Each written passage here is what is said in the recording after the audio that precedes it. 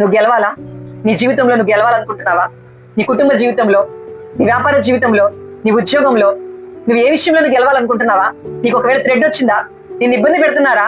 మనుషులందరూ నిన్ను అన్యాయంగా మాట్లాడుతున్నారా? నిందలేస్తున్నారా? నువ్వు చేయని దానికి నీ పైన నిన్ను ఒకటి నిందలేసి అవమానపరుస్తున్నారా? నువ్వు హీనంగా కనబడుతున్నావు అందరి ముందు, అయినా నువ్వు ఒకటే మాట ఉండు, మౌనంగా ఉండి లోపల లోపల నోరులో ఆ దేవుడు మింగివేసి దేవుడిని స్తుతిస్తా ఉండు. నీ జీవితంలో దేవుడు గొప్ప కార్యం చేయబోతున్నాడు బిడ్డ.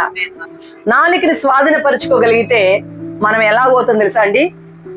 మన శరీరాన్ని స్వాధీనపరచుకోగలుగుతాము, మనము జయ జీవితం జయిస్తాము. ఈయన రాజు అని చెప్తూ ఉన్నాడు, ఈయన యూదులకి రాజు అంట, ఈయన ఇట్లా మాట్లాడటం మేము విన్నాము అని అన్యాయంగా మాట్లాడినప్పుడు యేసయ్య మౌనంగా ఉన్నాడంట. పిలాతు వద్ద కూడా ఏమన్నాడంట? మౌనంగా అన్నాడంట. పిలాతు అంటున్నాడు, నువ్వు మాట్లాడదలిచింది ఏదంటే మాట్లాడు, నేను న్యాయం చేయగలుగుతాను. ఎందుకో తెలుసా? నేను ఇక్కడ కూర్చొని పెట్టింది న్యాయం చేయమని కూర్చోబెట్టారు. నువ్వు నోరు తెరిస్తేనే కదా నీ న్యాయం చేసేది. యేసు, నువ్వు నోరు తెరువు ఒకసారి, నువ్వు చెప్పు, నువ్వు అన్నావా మాట నిజంగా? నేను యూదులకు రాజుగా వచ్చాను అన్నావా? నువ్వు నోరు తెరు అంటుంటే ఆయన ఏం మాట్లాడదని పిలాతు దగ్గర మౌనంగా ఉన్నాడంట.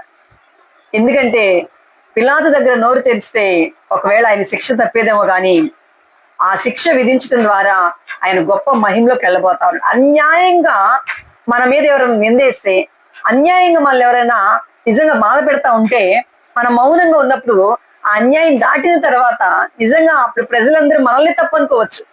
అయినా అన్యాయం దాటిన తర్వాత అండి మనము ఎన్నడూ మన చేతులతో కానీ ఎవరైనా కానీ మనకి ఇచ్చినా కానీ అది జరగలేనంత మహిమ గొప్ప కార్యం మన జీవితంలో జరిగిద్ది.